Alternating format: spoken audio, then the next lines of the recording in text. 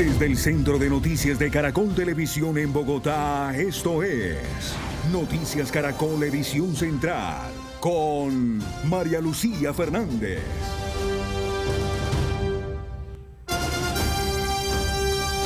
Bienvenidos a este avance de Noticias Caracol y atención que el ejército frustró una asonada en Argelia, Cauca y denuncia que decenas de personas se oponían al avance de un pelotón que se dirigía hacia el cañón del Micay. Los militares intentaron persuadir a la comunidad que habría intentado quitarle las armas. 4 personas resultaron heridas y 2 más fueron capturadas. Y en Tibú, en norte de Santander, se registró un nuevo ataque terrorista. Varios tatucos fueron lanzados en zona urbana a escasos 500 metros del batallón de ingenieros. El atentado no dejó heridos, pero sí daños de consideración en la base militar. En esta zona del Catatumbo hay presencia del ELN y de las disidencias. Alejandro Ramelli, presidente de la JEP, envió una carta al presidente electo Abelardo de la Espriella, donde le propuso una reunión institucional para presentarle los avances de su gestión frente al tribunal y fortalecer la coordinación para garantizar la implementación del acuerdo de paz y los derechos de las víctimas. Carolina Rojas, esposa del colombiano asesinado por un agente federal de migración en los Estados Unidos, habló con los medios de comunicación. Entre lágrimas dijo que aún no le ha contado a su hija que su papá, Joan Sebastián Durán, murió. Narró que la pequeña cada noche pregunta por él. La investigación del caso aún no da resultados. Gracias por continuar en sintonía. El ejército frustró una asonada en Argelia, Cauca. La comunidad habría intentado quitarle las armas de fuego a los militares. Fernando Rojas, ¿qué fue lo que ocurrió?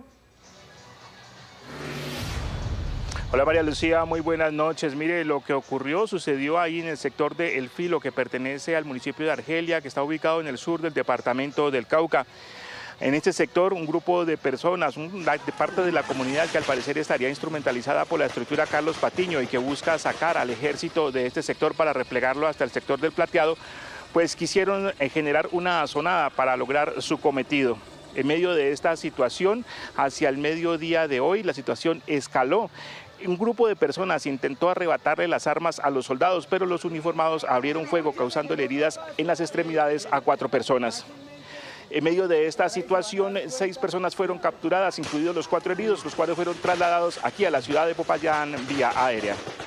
Fernando, por otro lado, un nuevo ataque terrorista se registró en Tibú, norte de Santander. Varios tatucos fueron lanzados en zona urbana a escasos 500 metros del batallón de ingenieros. El atentado no dejó heridos, pero sí daños de consideración en la base militar. En esta zona del Catatumbo hay presencia del ELN y de las disidencias. Y el alcalde Carlos Fernando Galán expresó su preocupación por la resolución de la Fiscalía que tiene en vilo el proceso penal contra 11 personas capturadas por actos terroristas en Bogotá. A pocas horas de que los señalados fueran acusados en una audiencia, la fiscal general le reasignó el caso a un grupo recién creado para investigar la protesta social. Noticias Caracol Investiga. Por lo menos 15 actos terroristas sacudieron a Bogotá entre 2024 y 2025. La ciudadanía y la fuerza pública fueron las principales víctimas de una serie de ataques como este, en donde quemaron un bus del SITP, o este otro, donde atacaron con explosivos a una patrulla con los uniformados en su interior. Por estos hechos fueron capturados en diciembre del año pasado estas 11 personas, que según las autoridades hacían parte de un grupo llamado los PPP, o Brigada Clandestina por el Pueblo y para el Pueblo. El caso avanzó hasta el pasado 17 de junio, cuando estaba programada la audiencia de acusación. Sin embargo, horas antes de comenzar la diligencia, la fiscal general Luz Adriana Camargo impartió esta orden que tiene en veremos el futuro de uno de los casos más importantes contra el terrorismo en Bogotá. Se trata de la resolución 171 del 16 de junio de 2026, la cual, en la práctica, le quitó el caso a una fiscalía especializada, variando la asignación y entregándoselo a 2 fiscales del grupo de tareas para investigar la protesta social, que fue creado ese mismo día. Estos fiscales dependen de la Unidad de Justicia Restaurativa, cuya especialidad es evaluar salidas alternas, enfoques restaurativos y mecanismos de terminación anticipada. En la resolución, la fiscal general explicó el propósito de su decisión.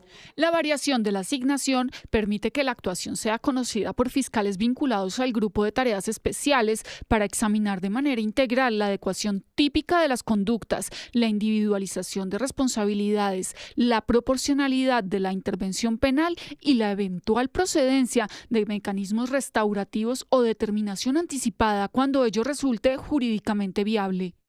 Esta decisión es un reversazo en la postura de la misma Fiscalía, pues en marzo de este año, la fiscal especializada que venía llevando el caso presentó el escrito de acusación por 8 delitos, 4 de los cuales están relacionados con actos de terrorismo. 2 jueces de Bogotá se han pronunciado sobre el caso y fueron contundentes al momento de enviar a los 11 detenidos a la cárcel. Estos hechos no pueden estar amparados por el ejercicio legítimo de la protesta. Digamos que no es cualquier violencia, sino cierta violencia de manera exacerbada que demuestra, digamos, siempre, de manera concreta un desprecio frente a la integridad física del conglomerado común. ¿Cuáles son las implicaciones de la resolución de la fiscal general en un caso tan avanzado como este? Se lo preguntamos a expertos en seguridad y abogados penalistas. Esto envía una pésima señal porque básicamente lo que está haciendo la fiscal general es minimizando la gravedad de los delitos cometidos por estas personas. El alcalde de Bogotá, Carlos Fernando Galán, se pronunció frente a la polémica resolución. Estos actores no tienen absolutamente nada que ver con protesta, que se dedican a graves delitos según la investigación como el terrorismo y que deben terminar pagando por lo que hicieron. Entonces yo sí espero tener una conversación muy pronto con la fiscal para entender cuál es la estrategia de la fiscalía para garantizar que personas que cometieron, según la investigación, o habrían cometido esos graves delitos para afectar la integridad, la vida de funcionarios y de ciudadanos en Bogotá, paguen por lo que hicieron. Según el alcalde, desde que se llevaron a cabo las capturas, los ataques se redujeron considerablemente en la ciudad. Y su temor es que, de quedar en libertad estas personas, la violencia se reactive. Hoy la actividad en el Congreso ha sido intensa. Por un lado, buscando acuerdos para definir presidentes de Senado y Cámara, pero también hubo respuesta al presidente de la Espriella sobre la posibilidad de posesionarse por fuera de Bogotá. Juan Pablo Contreras, ¿hay decisiones sobre estos temas? Malú, ¿qué tal? Buenas noches. Pues mire, le cuento que hace pocos minutos terminó esta reunión de compromisarios de partidos políticos y no hubo acuerdo. La intención es escoger quién presidirá la Cámara y el Senado durante el primer año de esta legislatura. En Senado ha sonado el nombre de Alfredo de Luque, él es un senador del partido de la U que ya recibió la bendición del gobierno electo de Abelardo de la Espriella y que pues es también lo que se está tratando de impulsar desde el Ministerio del Interior para que seguramente apoye en el Congreso de la República los proyectos sociales que trae Abelardo de la Espriella. Pero por otro lado, el Centro Democrático no da su brazo a torcer, señalando que ellos son la bancada con más senadores que se declararon de gobierno desde el primer momento y que por tanto Honorio Enríquez debería ser quien ocupe este puesto en esa corporación. Pero hablemos ahora de la Cámara de Representantes, ya que por este lado tampoco se ha destrabado la decisión. Suena que sea el representante Daniel Briceño quien ocupe este puesto en la corporación, pero también ha sonado que el representante conservador Nicolás Barguil ocupe este puesto. Nicolás Barguil ya ha recogido varios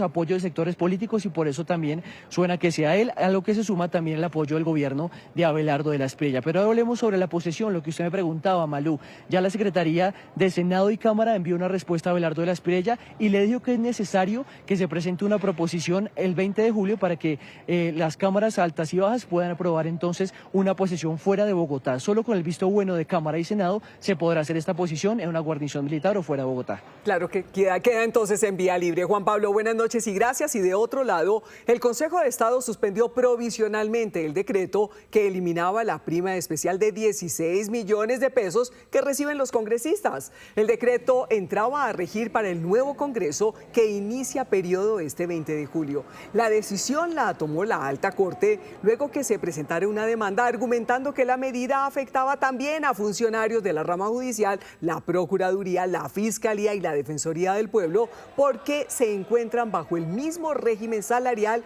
y de prestaciones.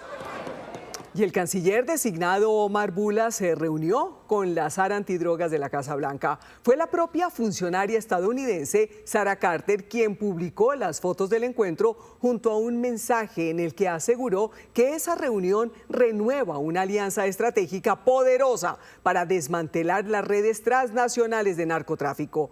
Carter es la encargada de diseñar toda la estrategia contra las drogas ilícitas de la Casa Blanca. Y a partir de mañana, cerca de 400.000 usuarios de la EPS Cosalud en Antioquia se quedarán sin servicios ambulatorios. Mariana Rodríguez, ¿cuáles son los hospitales y por qué se toma esta medida?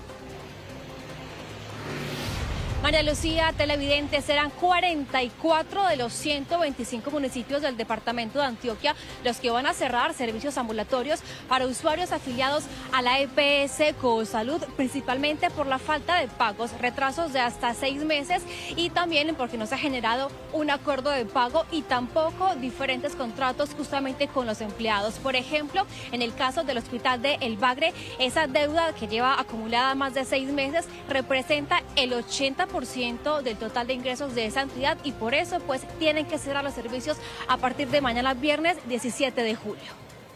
Y llegó la hora de los indicadores económicos. Víctor, comencemos con noticias de Ecopetrol.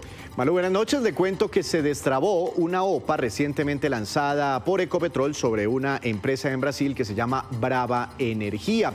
Proceso que fue suspendido ante requerimientos de la Autoridad del Mercado de Valores y subsanados esos requerimientos, Ecopetrol podrá retomar el proceso, podrá retomar la oferta para quedarse con el control de esta compañía. En más información, el Consejo Privado de Competitividad y la Universidad del Rosario revelaron el Índice Departamental de Competitividad 2026 y estas son las regiones más competitivas del país: Bogotá, Antioquia, Valle del Cauca, Risaralda y Santander. Sigue cayendo el dólar, tasa representativa del mercado para mañana, 3.221 pesos con 41 centavos. También bajó el petróleo Brent hasta los $84 con 23 centavos por barril. Y cayó el café, precio de referencia para mañana, 2.155.000 pesos por carga en promedio. Continúe con Noticias Caracol.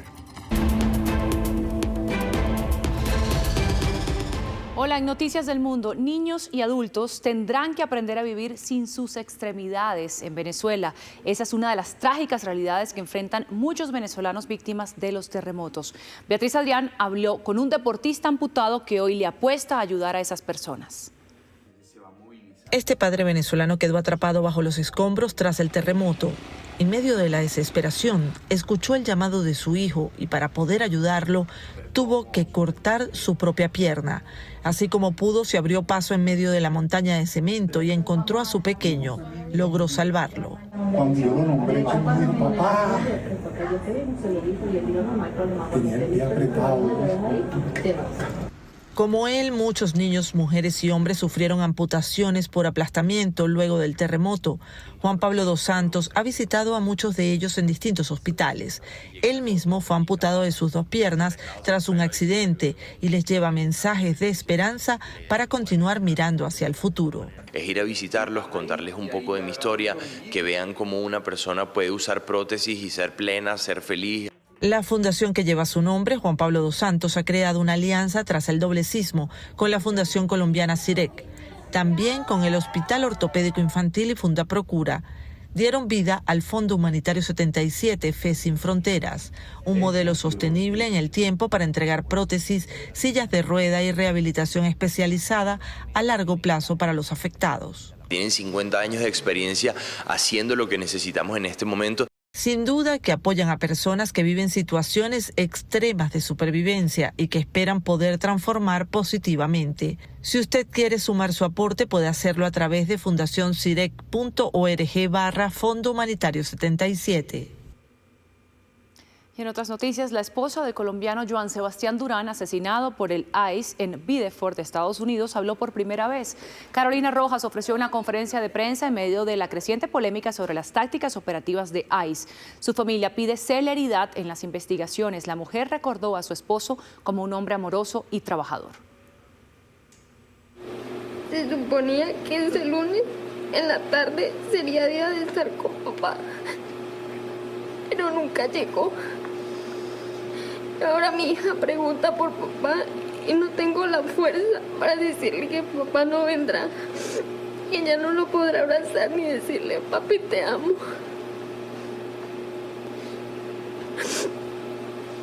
Cada noche pregunta por él. Siempre dormían junto a él y ahora no lo puede hacer. Muy difícil. Así terminamos. Esto es Noticias Caracol, primero la gente. Buenas noches.